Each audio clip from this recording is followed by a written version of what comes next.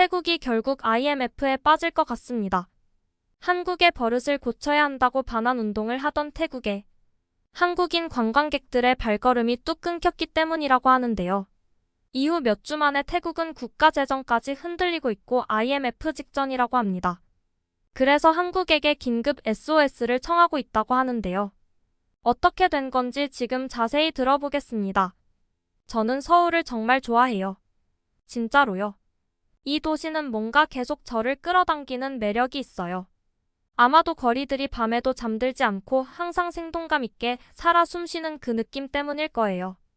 아니면 옛 궁궐들이 반짝이는 현대적인 고층 빌딩들 옆에서 당당하게 서 있는 모습 때문일 수도 있겠죠. 마치 과거와 미래가 제 눈앞에서 다정하게 대화를 나누고 있는 것 같거든요. 저는 이선이라고 해요. 관광 사업을 운영하고 있어요. 여러 해 동안 전 세계에서 온 사람들에게 한국의 매력을 보여주는 일을 하고 있어요. 이건 저한테 그냥 직업이 아니라 진정한 열정이에요. 제가 사랑하는 이 나라의 멋진 점들을 다른 사람들과 나눌 수 있다는 게 참 좋더라고요. 가만히 생각해보면 꽤 멋진 일인 것 같아요. 제 고객들 중 많은 분들이 동남아시아, 특히 태국에서 와요. 태국 사람들은 정말 한국 문화를 좋아해요. K-팝, K-드라마, 한국 음식까지 그 인기가 엄청나요. 그래서 사업도 잘 됐죠. 한 번은 태국 청소년들로 구성된 한 그룹을 만난 적이 있었는데 그 아이들은 제가 아는 것보다 더 많은 한국 연예인들을 줄줄 외우더라고요. 그들이 서울에 오게 된 게 너무 신나서 마치 영웅을 만나는 것 같았어요. 하지만 요즘 들어 뭔가 달라졌다는 느낌이 들어요. 딱 집어서 말하기는 어렵지만 공기 중에 긴장감이 도는 것 같아요. 마치 폭풍이 오기 직전인데 아직 하늘은 맑은 것처럼요. 처음에는 작은 일들로 시작됐어요. 제 태국 쪽 거래처에서 한국 여행을 예약하는 사람들이 줄어들고 있다고 말하더라고요. 처음엔 별로 신경 쓰지 않았어요. 관광업이란 게 원래 들쭉날쭉한 거니까요. 하지만 점점 더 많은 얘기를 듣게 됐어요. 태국 노동자들 이야기가 나오기 시작했어요. 많은 사람들이 관광 비자로 한국에 와서 불법으로 일하고 있었던 거죠. 이런 일은 이전에도 본 적이 있어서 놀랍진 않았어요. 하지만 이번엔 문제가 커지고 있었어요. 큰 문제였죠. 한국 정부는 이 상황을 좋게 보지 않았어요. 그래서 이들 노동자들을 추방하기 시작했어요. 다시 태국으로 돌려보내는 거죠. 규칙은 규칙이니 이해는 돼요. 하지만 수천 명이 한꺼번에 송환되기 시작했어요. 그때부터 상황이 복잡해지기 시작했어요. 어느 날 사무실에 앉아 핸드폰을 보고 있었는데 뉴스에서 그 소식을 접했어요. 태국 정부가 화가 난 거예요. 정말 화가 많이 났더라고요. 그들은 한국이 너무 가혹하게 대한다고 주장했어요. 그 노동자들이 단지 생계를 위해 일하려 했을 뿐이라는 거였어요. 그 소식을 듣고 가슴이 철렁 내려앉았어요. 이건 좋은 징조가 아니었어요. 노동자들에게도 두 나라 사이의 관계에도 제 사업에도 말이죠. 두 나라가 싸우고 있는데 어떻게 태국 관광객들을 한국으로 데려올 수 있을까 걱정이 됐어요. 하지만 긍정적으로 생각하려고 했어요. 이런 일은 금방 지나갈 거야 스스로에게 그렇게 말했죠. 항상 그랬잖아. 그래서 계속 일했어요.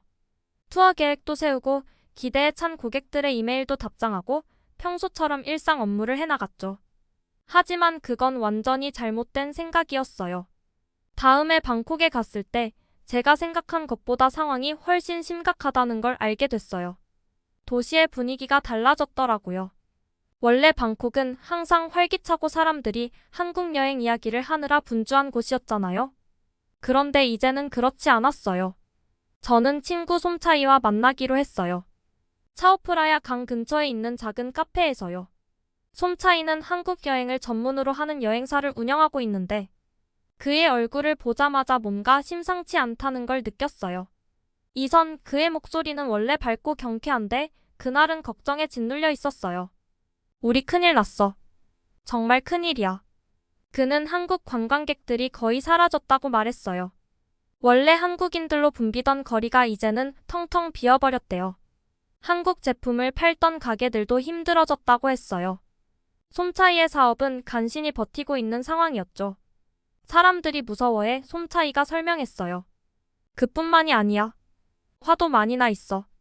최근에 소셜미디어 본 적 있어? 저는 고개를 저었어요. 태국 소셜미디어는 따로 챙겨보지 않았거든요. 완전 엉망이야. 솜차이가 계속 말했어요.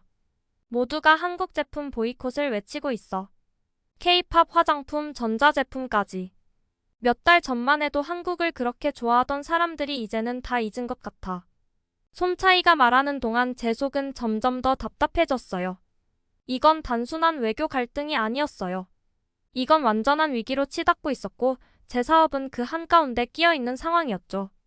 저는 그동안 한국을 소개해줬던 사람들 생각이 났어요. 서울타워를 보러 온 가족들, 낭만적인 남산공원을 꿈꾸던 커플들, 진짜 한국식 바비큐를 맛보려던 음식 애호가들까지. 그 모든 사람들은 어떻게 되는 걸까요? 솜차이와 강미를 떠다니는 배들을 바라보며 앉아있는데 주위의 고요한 물결들이 사실은 우리를 속이고 있다는 걸 깨달았어요. 큰 폭풍이 오고 있었고 우리 모두에게 큰 타격을 줄 것 같았죠. 제 사업도 솜차이의 여행사도 두 나라의 우정도 모든 것이 위험에 처해 있었어요. 저는 뭔가 해야 한다는 걸 알았어요. 하지만 국제적인 위기 앞에서 관광업자 한 명이 뭘 할 수 있을지 알 수가 없었어요. 그래도 해야 했어요. 제 사업을 위해서, 솜차이를 위해서, 그리고 제가 사랑하는 한국을 경험하길 꿈꾸는 모든 사람들을 위해서요. 이건 그저 시작에 불과했어요. 진짜 폭풍은 아직 오지 않았고 그 폭풍은 우리가 상상도 못한 방식으로 우리를 시험하게 될 거였어요. 그 다음날 솜차이와 약속이 있어 집을 나서고 있었습니다. 이번엔 도시가 평소와 더 다른 느낌이었습니다. 요즘 한국하고 문제 때문에 조용하긴 했는데 이날은 대낮인데도 새벽처럼 너무 조용했습니다. 곧장 친구 솜차이를 만나러 갔어요. 그런데 그의 얼굴을 보자마자 상황이 제가 생각했던 것보다 훨씬 심각하다는 걸 알았어요. 애단 상황이 안 좋아. 제가 들어서자마자 솜차이가 말했어요.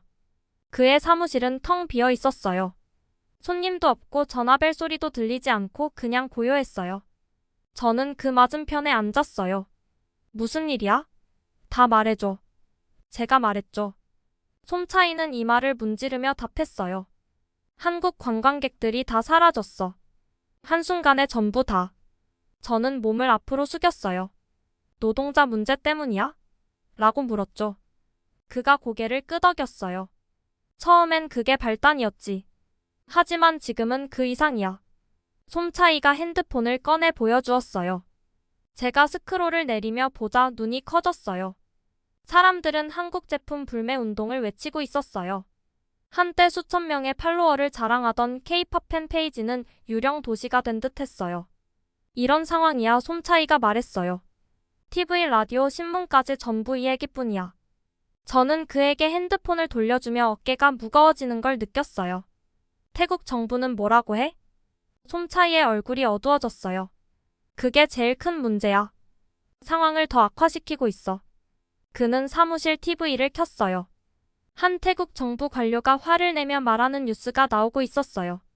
자막을 보고 저도 모르게 입이 벌어졌어요. 저 사람이 진짜로 태국이 한국을 전쟁에서 이길 수 있다고 했다고? 제가 충격에 빠져 물었어요. 솜차이가 침울하게 고개를 끄덕였어요. 그리고 서울을 불바다로 만들겠다고 했지. 내가 한 말이 아니야. 저는 뒤로 기대 앉으며 모든 걸 정리하려 했어요. 이건 단순히 관광 문제를 넘어선 사태였어요. 완전한 위기였죠. 한국 관광객들이 오려는 건 어때? 제가 물었어요. 그게 또 문제야. 솜차이가 말했어요. 한국에서 태국인 비자를 더 어렵게 만들고 있어. 공항에서 거부당하는 사람들도 많아. 제가 봤던 한산한 거리들이 떠올랐어요. 이제야 그 이유가 분명해졌어요. 공항에 강제 송환된 사람들이 돌아올 때 한 번 봐. 수백 명이 몰려들고 화난 가족들과 혼란스러운 직원들이 난리야. 그야말로 대혼란이지. 저는 일어나 창가로 걸어갔어요. 보통 그 창밖거리에는 한국 식당이나 K-팝 굿즈 가게로 향하는 관광객들로 가득했어요. 그런데 이제는 거의 비어 있었어요. 이대로는 안 되겠는데 저 혼자 중얼거렸어요. 맞아. 솜차이가 대답했어요. 그런데 어떻게 멈추지? 저는 그를 향해 돌아봤어요. 나도 모르겠어. 하지만 해봐야지. 솜차이 사무실을 나서면서 머릿속이 복잡했어요. 수년간 쌓아온 두 나라 간의 관계가 무너지고 있었어요. 단순히 사업 문제가 아니었어요. 사람과 문화 그리고 서로에 대한 이해가 걸린 문제였죠. 거리를 걷다 보니 한 한국 식당이 눈에 들어왔어요. 창문은 신문지로 가려져 있었고 문에는 폐업이라는 표지가 걸려 있었어요. 그제야 이 위기가 얼마나 깊게 퍼졌는지 실감이 났어요. 핸드폰을 꺼내 들고 여기저기 전화를 걸기 시작했어요. 한국 대사관 관계자, 태국 관광청 직원, 누구든 들어줄 수 있는 사람에게요. 대부분은 음성 사서함으로 넘어갔고 받는 사람들도 스트레스에 짓눌려 있었어요. 해가 저물 즈음 저는 작은 태국 식당에 들어갔어요. 주인이 저를 알아보고 인사했어요. 요즘 한국 손님은 없죠? 제가 물었어요. 그녀는 슬프게 고개를 저었어요. 하나도 없어요. 태국 사람들도 이제는 한국 음식을 먹으러 오지 않아요. 누가 볼까 봐 두려워하는 것 같아요. 음식을 시켰지만 제대로 맛도 느낄 수 없었어요. 머릿속이 온통 걱정으로 가득 차 있었거든요. 이 상황이 얼마나 오래 갈까? 얼마나 큰 피해가 생길까? 호텔로 돌아가는 길에 젊은 태국인들이 모여 있는 걸 봤어요. 그들은 벽에 붙어 있던 한국 연예인 포스터들을 찍고 있었어요. 작은 일이었지만 그 의미는 크게 느껴졌어요. 호텔 방에 돌아와 TV를 켰어요. 어느 채널을 틀어도 이 위기 상황을 다루고 있었어요. 전문가들은 토론하고 정치인들은 싸우고 일반 사람들은 분노와 혼란을 쏟아내고 있었어요. 침대 가장자리에 앉아 이 모든 무게를 느꼈어요. 이건 더 이상 제 사업만의 문제가 아니었어요. 제가 깊이 아끼는 두 나라가 갑자기 적대 관계가 되어버린 상황이었죠. 그날 밤 잠을 청하려고 했지만 머릿속에는 한 가지 생각만 계속 맴돌았어요. 어떻게 이걸 해결할 수 있을까? 아직 답은 없었지만 해보겠다는 의지는 분명했어요.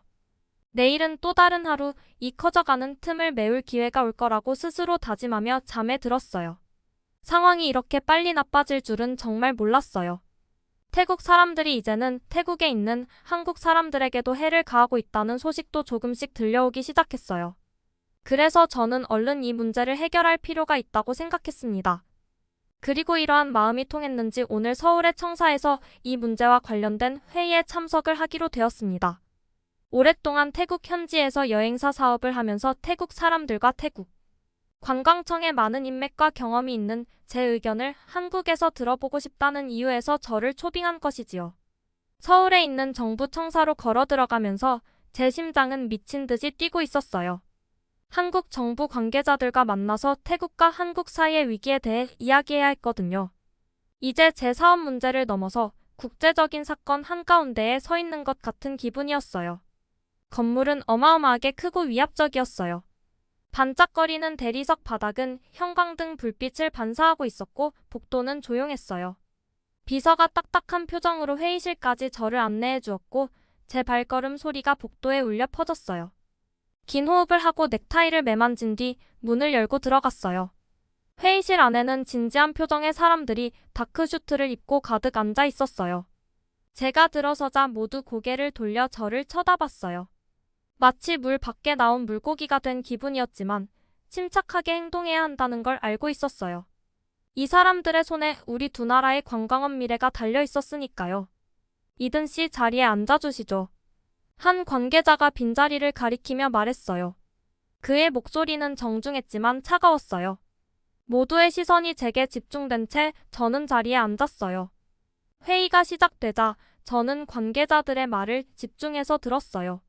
그들은 왜 태국인 불법 노동자 단속을 강화해야 했는지 설명했어요. 몇몇 노동자들이 심각한 범죄, 예를 들어 마약 밀매 같은 것에 연루되었다고 했어요. 한국 국민들은 화가 나고 두려워했고 정부는 뭔가 조치를 취해야만 했다고 했어요. 이 상황이 문제를 일으키고 있다는 건 잘 알고 있습니다. 한 관계자가 진지한 표정으로 말했어요. 하지만 우리 시민들의 안전이 최우선입니다. 저는 고개를 끄덕였어요. 그들의 입장을 이해한다는 표시였죠. 하지만 속으로는 불안했어요. 태국 상황이 얼마나 심각한지 알고 있었거든요. 태국 사람들은 자신들이 부당하게 대우받고 있다고 느끼고 있었어요. 저는 이 관계자들이 더 넓은 시각으로 문제를 바라봐 주길 원했어요. 왜 그런 결정을 내리셨는지 이해합니다. 제가 신중하게 말을 골라 말했어요.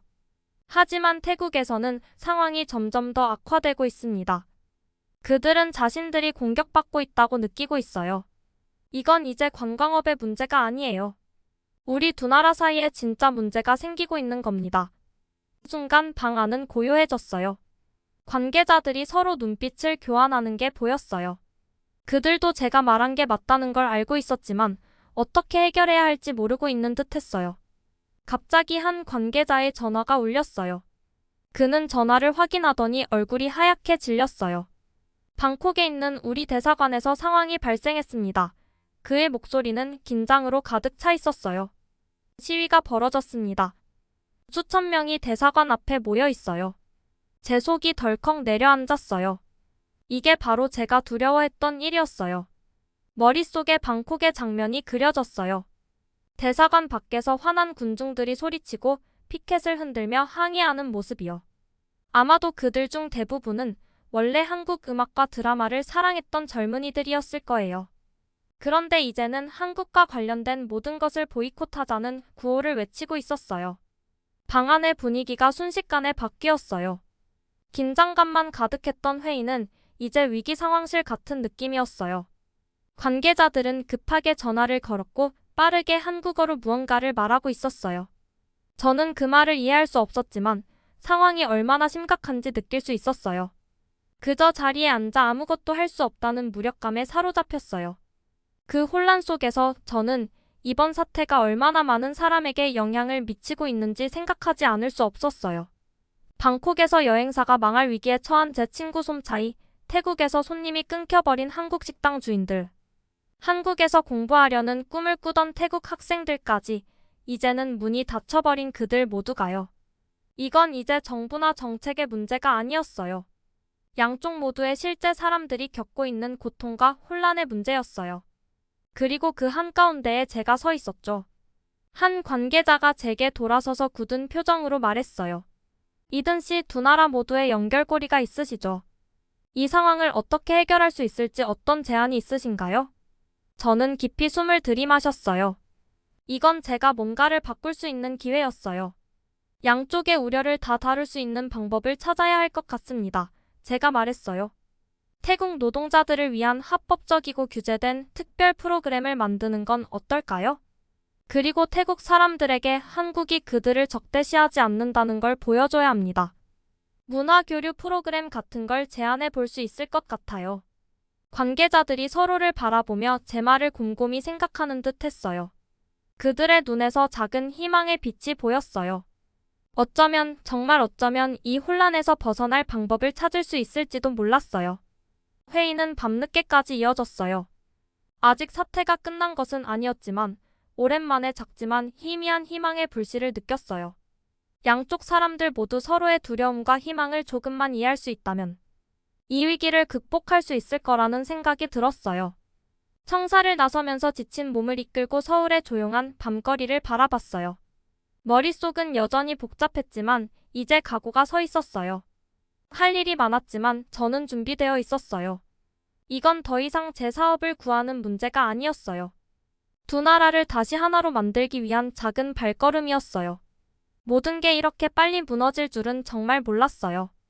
서울의 호텔 방에 앉아 있는데 머리가 복잡하게 돌아갔어요. 몇 시간 전까지만 해도 저는 한국 정부 관계자들과 회의에 참석해서 한국과 태국 사이의 갈등을 해결할 방법을 찾고 있었는데 이제는 세상이 제 주위에서 무너져 내리는 것 같았어요. 휴대폰이 진동했어요. 또 다른 뉴스 알림이었죠. 손이 약간 떨리는 걸 느끼면서 휴대폰을 집어들었어요. 화면에 뜬 글자를 보는 순간 마음이 더 무거워졌어요. 태국의 고위 공무원이 한국에 대해 심각한 발언을 했다는 소식이었거든요. 두 나라 간의 중요한 거래나 관광 협정을 전부 취소하겠다는 말까지 나왔어요. 이게 진짜 벌어지고 있는 건가 저도 모르게 중얼거렸어요. 하지만 현실이었어요.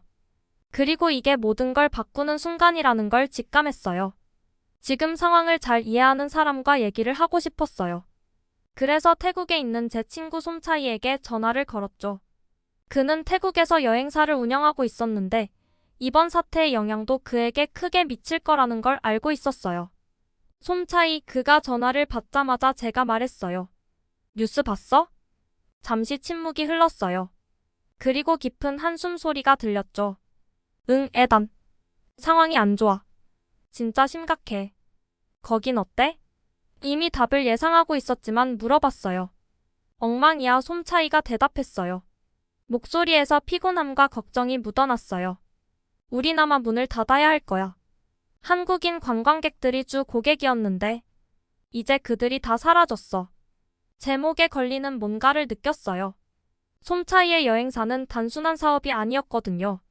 그건 그의 꿈이었고 그는 그 꿈을 이루기 위해 수년간 열심히 일해왔어요. 그런데 이제 나라 간의 싸움 때문에 그 모든 게 무너져 내리고 있었어요. 정말 미안해 솜차이. 제가 말했어요. 하지만 사과로는 부족했죠. 사람들의 생계가 걸린 문제였으니까요. 전화를 끊고 침대 가장자리에 앉아 창밖의 서울 풍경을 멍하니 바라봤어요. 도시는 평소와 다름없이 보였어요. 밝은 불빛, 높은 빌딩, 바쁘게 달리는 차들. 그런데 모든 게 달라진 것처럼 느껴졌어요.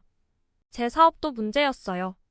저는 한국의 아름다움을 사람들에게 보여주면서 경력을 쌓아왔거든요. 하지만 지금 이런 긴장 속에서 누가 한국에 오고 싶어 할까요? 휴대폰은 계속해서 진동하며 고객들의 메시지를 받아왔어요. 그들은 모두 똑같은 말을 하고 있었어요. 여행을 취소하겠습니다. 하나하나의 메시지가 저를 아프게 찔렀어요. 사업을 키우기 위해 쏟아부은 노력들이 떠올랐어요. 늦은 밤까지 일하고 스트레스 받고 위험을 감수하면서 여기까지 왔는데 이제 모든 게 한순간에 무너질 위기에 처했어요. 하지만 저와 솜차이만의 문제가 아니었어요. 이건 우리보다 훨씬 더 큰 일이었죠. 저는 관광에 의존하는 수많은 사람들을 생각했어요. 호텔 직원들, 식당 주인들, 가게 주인들. 한국과 태국 모두에서 평범한 사람들이 이 싸움 때문에 고통받게 될 거였어요. 저는 자리에서 일어나 방을 이리저리 걸었어요. 뭔가 할 수 있는 게 있을 거예요. 그냥 앉아서 이 모든 걸 지켜볼 수는 없었죠. 하지만 국제적인 위기 속에서 한 사람이 뭘 할 수 있을까요? 다시 창밖을 내다봤어요. 제가 몇 년 전 사랑에 빠졌던 그 도시 서울. 언제나 강하고 멈추지 않을 것 같았던 도시였는데 이제는 공기가 불안정해 보였어요. 평소에 북적이던 거리가 조금은 더 조용해진 것 같았고 네온 사이는 조금 더 어둡게 빛나고 있었어요. 그때 깨달았어요. 이건 더 이상 관광이나 불법 노동자의 문제가 아니었어요. 이건 신뢰를 잃은 두 나라의 문제였어요. 한국과 태국은 서로가 얼마나 필요한지 잊어버린 것처럼 보였어요. 침대에 다시 앉아 생각을 정리했어요. 어쩌면, 정말 어쩌면 이들을 다시 연결할 방법이 있을지도 모른다는 생각이 들었어요. 양쪽 모두 싸우는 것보다 함께하는 게 더 이득이라는 걸 보여줄 방법이 있다면. 가능성은 적었지만 선택의 여지가 없었어요. 제가 뭔가 하지 않으면 제가 쌓아온 모든 것이 사라질 테니까요. 그리고 저만이 아니었어요. 솜차이와 같은 수천 명의 사람들이 모든 걸 잃게 될 거예요. 노트북을 꺼내들고 제가 아는 사람들 목록을 만들기 시작했어요. 정부 관계자, 기업 리더, 두 나라에서 영향력을 가진 사람들. 긴 밤이 될 것 같았지만 할 수밖에 없었어요. 일을 하면서 마음속에서 작은 희망의 불씨가 피어나는 걸 느꼈어요. 어쩌면 지금이 가장 힘든 순간일지도 몰라요. 하지만 이제부터 상황이 나아지기 시작할 수도 있겠죠. 그래도 나아지지 않더라도 계속 싸워야 한다는 걸 알았어요. 제 사업을 위해서, 솜차이를 위해서, 그리고 이 혼란 속에 갇힌 모든 사람들을 위해서요. 밖을 보니 서울의 첫 새벽빛이 비치기 시작했어요. 새로운 하루가 시작되고 있었죠. 그리고 그와 함께 어쩌면 모든 걸 바꿀 기회도 함께 시작되고 있었어요. 다음 날 아침 머리가 깨질 것처럼 아팠어요. 스트레스랑 잠을 제대로 못 잔 탓이었죠. 위기 상황의 무게가 마치 무거운 담요처럼 저를 짓눌렀지만 그냥 누워있을 수만은 없었어요. 뭔가 해야 했거든요. 침대에서 일어나서 진한 커피를 한 잔 타고 책상에 앉았어요. 아침 햇살이 블라인드 사이로 살짝 들어와서 방 안에 길고 어두운 그림자를 들이우고 있었어요. 저는 크게 숨을 들이쉬고 도와줄 수 있는 사람들의 목록을 적기 시작했어요. 첫 번째로 떠오른 사람은 김 선생님이었어요. 몇 년 전에 알게 된 친절한 사업가인데 한국 정부 쪽에 친구들이 있다고 들었거든요. 심장이 두근거리는 걸 느끼며 전화를 걸었어요. 벨소리가 울리는 동안 손에 땀이 차오르더라고요. 김 선생님? 저 이든입니다. 이렇게 이른 시간에 연락드려 죄송한데 도움이 필요해서요. 김 선생님이 전화를 받자마자 바로 말을 꺼냈어요. 상황을 설명하는데 제 말이 너무 빨리 나와서 스스로도 정신을 차리기 힘들 정도였죠. 다행히도 김 선생님은 차분히 제 말을 들어주셨어요. 이든 상황을 이해했어요. 이야기가 끝나자 김 선생님이 말씀하셨어요. 지금 다들 어려운 시기인데 어떻게 도와줄 수 있을까요? 저는 다시 한번 깊게 숨을 들이쉬었어요. 한 가지 아이디어가 있어요. 제가 말했어요. 근데 정부 쪽 사람이랑 이야기를 좀 해야 해요. 만나볼 수 있게 도와주실 수 있을까요? 잠시 침묵이 흘렀어요. 그러다 김 선생님이 마침내 말씀하셨어요. 알겠어요. 몇 시간만 시간 주세요. 제가 알아볼게요. 전화를 끊고 나서 이번엔 태국에 있는 솜차이에게 전화를 걸었어요. 아직 이른 시간이었지만 그는 바로 전화를 받았어요. 목소리에는 피곤함이 묻어났지만 제가 계획을 말하자 약간의 희망이 느껴졌어요. 진짜로 이게 가능할 것 같아요? 솜차이가 물었어요. 확신할 수는 없어요. 제가 인정했어요. 근데 뭔가 시도라도 해야죠. 그 후 몇 시간은 전화와 이메일로 정신없이 흘러갔어요. 점심때쯤에는 다음날 한국 정부 관계자와의 미팅 약속을 잡을 수 있었어요. 작년에 관광 컨퍼런스에서 만난 태국 외교관과도 연락이 닿았고요. 그날 밤 거의 잠을 이루지 못했어요. 계속 머릿속에서 제 계획을 되짚으며 문제점이 있진 않을까 고민했어요. 만약 그들이 제 말을 듣지 않으면 어떡하죠? 혹시 상황을 더 악화시키기만 하는 건 아닐까 걱정됐어요. 다음날 아침 저는 가장 좋은 옷을 입고 정부 건물로 향했어요. 건물로 들어가는 동안 손바닥에 땀이 흥건해지고 있었어요. 보안 검사를 통과하고 회의실로 가는 엘리베이터에 올라타자 긴장감이 한층 더 커졌어요.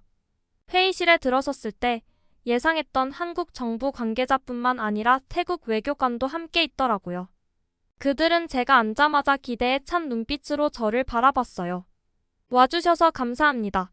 저는 입술이 바짝 말라서 말이 잘 안 나왔어요. 지금 다들 어려운 상황이라는 건 저도 잘 압니다. 하지만 모든 사람에게 도움이 될 수 있는 해결책이 있을지도 모른다고 생각해요. 큰 숨을 들이쉬고 제가 생각해둔 아이디어를 설명하기 시작했어요. 두 나라에서 사람들을 모아 특별한 태스크포스를 구성하자고 제안했죠. 이 팀이 두 가지 문제를 해결하는데 집중하도록 하는 거예요. 불법 노동자 문제를 처리하는 것과 손상된 관광 관계를 복구하는 것. 만약 새로운 형태의 비자를 만들면 어떨까요? 제가 제안했어요.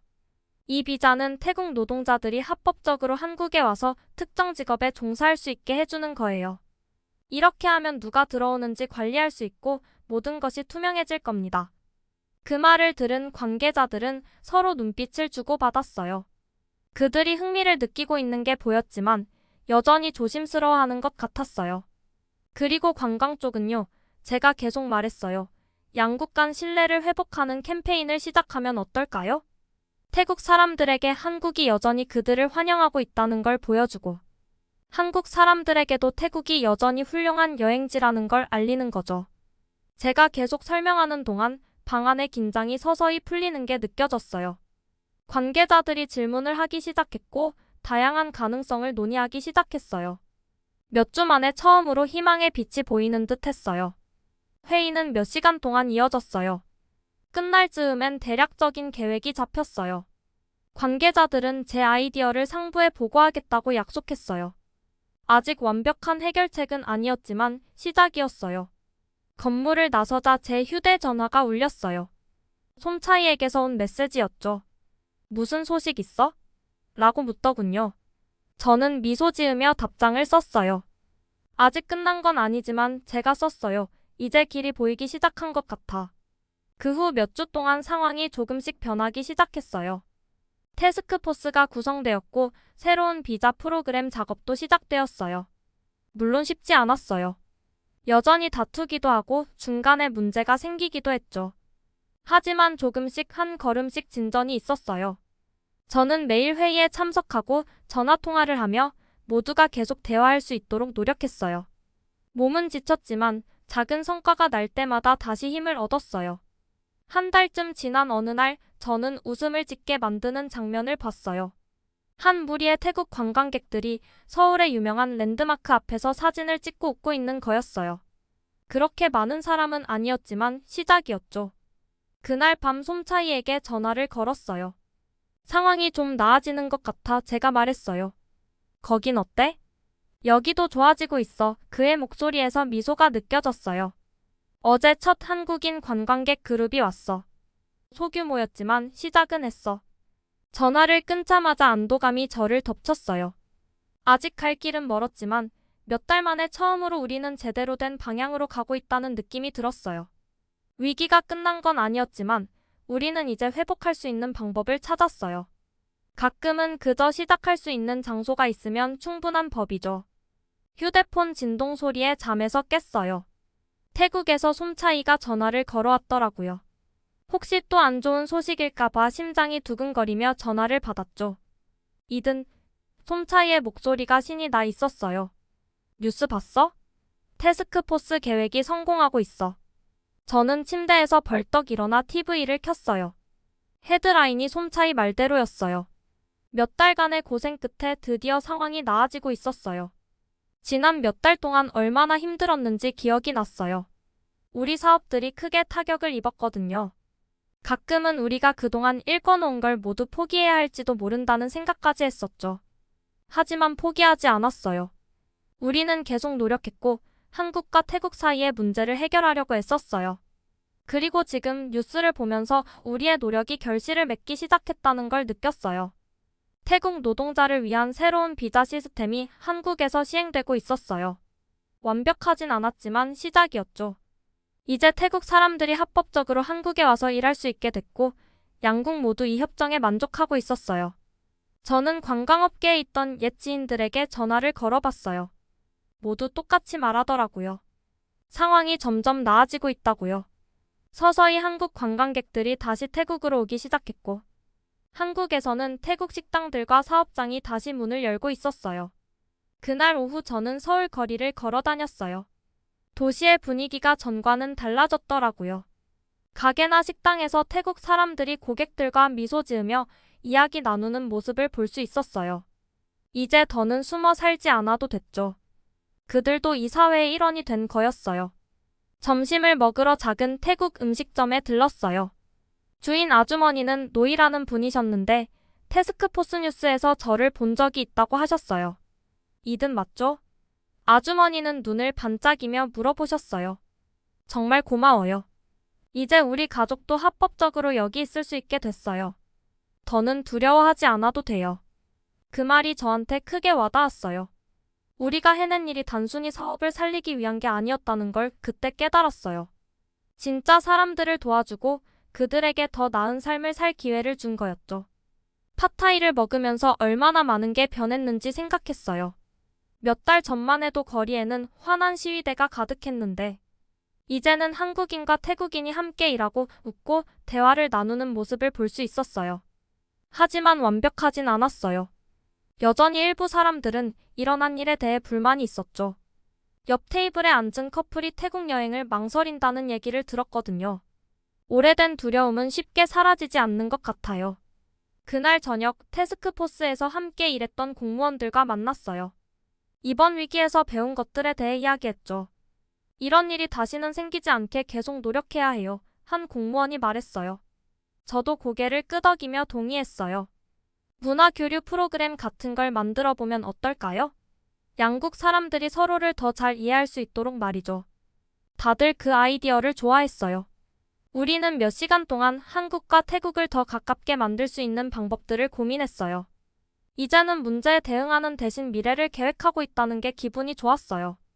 그날 밤 집으로 돌아가는 길에 새로운 목적이 생긴 것 같았어요. 사업이 천천히 다시 자리를 잡고 있었지만 이제는 그게 가장 중요한 건 아니었어요. 저는 계속해서 나라간의 다리를 놓는 일을 하고 싶었어요. 사람들이 서로를 더 잘 이해할 수 있도록 돕고 싶었죠. 서울의 스카이라인을 바라봤어요. 도시의 불빛들이 별처럼 반짝이고 있었어요. 우리가 이 모든 걸 거의 잃을 뻔했다는 생각이 들었죠.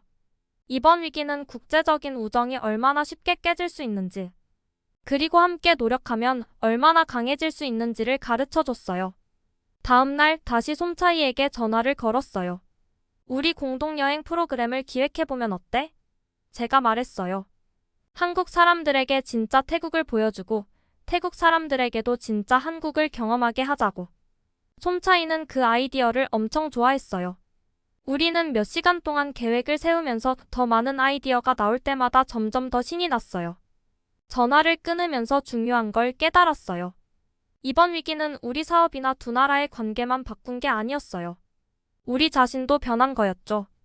이제 우리는 단순한 여행 가이드가 아니라 사람들 사이의 이해를 돕는 다리 역할을 하고 있었어요. 창밖을 내다보니 서울의 바쁜 거리가 보였어요. 그 어딘가에서 태국 노동자들이 하루를 시작하며 새로운 집에서 안전하고 환영받는 기분을 느끼고 있겠죠. 그리고 태국에서는 한국 관광객들이 아름다운 해변과 사원을 탐험하며 따뜻하게 맞이받고 있을 거예요. 우리는 큰 폭풍을 겪었지만 그 덕에 더 강해졌어요. 여전히 해야 할 일도 많고 해결해야 할 문제들도 남아 있었죠. 하지만 이제 우리는 함께라면 어떤 문제든 해결할 수 있다는 걸 알았어요.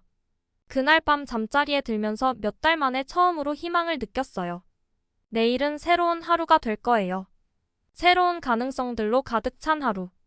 그리고 그날이 어떻게 펼쳐질지 정말 기대가 됐어요.